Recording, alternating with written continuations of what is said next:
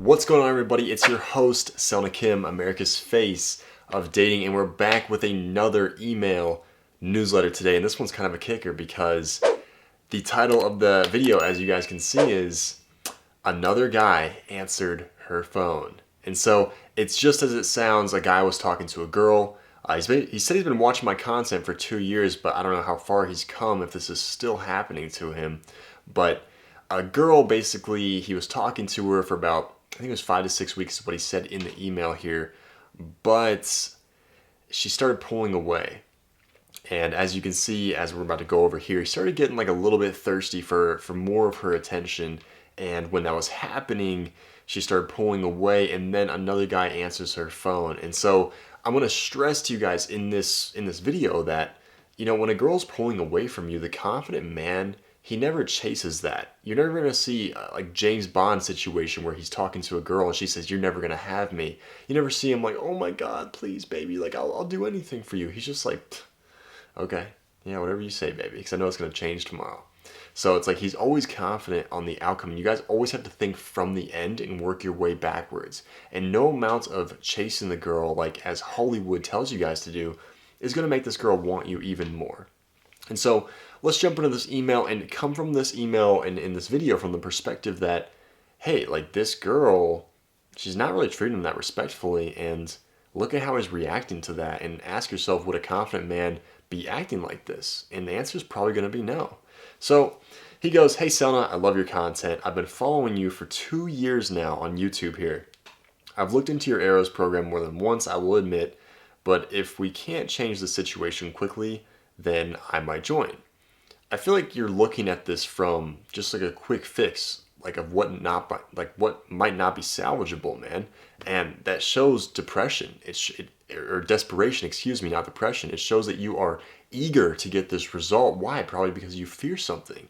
And so a lot of the times things can't be fixed quickly. As you're like, if you could fix this quickly, I might join. If we can't fix this quickly, I might join. Like when guys join my program, yeah, they get results, right? And some of them, there was a guy last week that joined the program who he literally got a girlfriend like the first week of the program. Like it was pretty wild to see that. And even like I'm working with him now to have a very successful relationship because it's what he wanted. But usually that doesn't happen. And it's not because like you can't do that, but it's just I recommend you guys grow at your own pace. And typically you're not going to find your dream girl a week into joining the program. That's like a complete outlier. But as long as we get you those results eventually and just help you understand really all the signals, man, and all the confidence that you need to have and understanding how to apply that, it's naturally going to attract that woman into your life. But yeah, there's some guys that get results pretty fast within a week or two, but most guys, and you're going to see guys that take about maybe like a month or two, and they're going to start seeing some results, and that's totally fine because I want you guys to grow at your own pace. And as long as we get you there, because the divorce rate, it's over freaking 60% nowadays. And so as long as we just help you really understand this stuff and get this stuff ingrained into your mindset, you're not going to be one of those guys that suffers from a divorce and dates the wrong low quality toxic bitch like a lot of these guys are seeing. And it's not all women. There's men too that are completely toxic. But anyways, like I said, as long as we get you there at your own pace, a lot of times it's not going to be quickly. You have to accept that things in life take time, and they take effort on your end, doing the right things every single day. So he goes, "I've been talking to this girl for 6 weeks, and the first couple weeks were going great. I took her on multiple dates, and it seemed like finally I was going to get a girlfriend. By the way, I'm 28 from Kentucky and have a good job with life insurance. It's just always been a challenge attracting a girl ever since my ex and I broke up 2 years ago. But this one seemed like the one, and I started slipping up. One night after our third date, she told me she really liked me, and I let it get to my head. I started to over-text her, and when she wouldn't respond for hours, I would send another text, and we started talking daily. Women will speak on how they feel in the moment, so the fact that she was sitting here and she was telling you like, oh, I really like you, those feelings are fleeting. They will not always be there, especially when you're in the talking phase. There will be times when she feels this way for you, and then she backs up a little bit, and there'll be times when she doesn't really like you at some times, and then she comes back and she just is like super aggressive over text trying to get you on a date.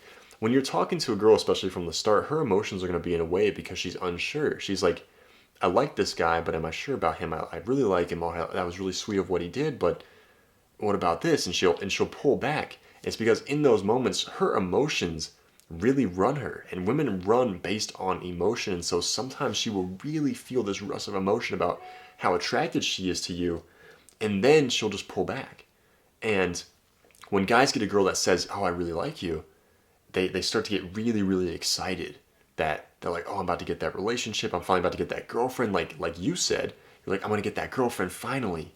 And then when she pulls back a little bit, it makes them chase even harder because they're like, "Oh, like I wanna get back to where she says she likes me and she really cares about me, so I have to overcompensate to please her." And that really puts you in this really bad perspective because it's gonna make her lose interest very, very quickly because it shows desperation that you're not comfortable with just basking in the tension and the stress of it going in this emotional wave.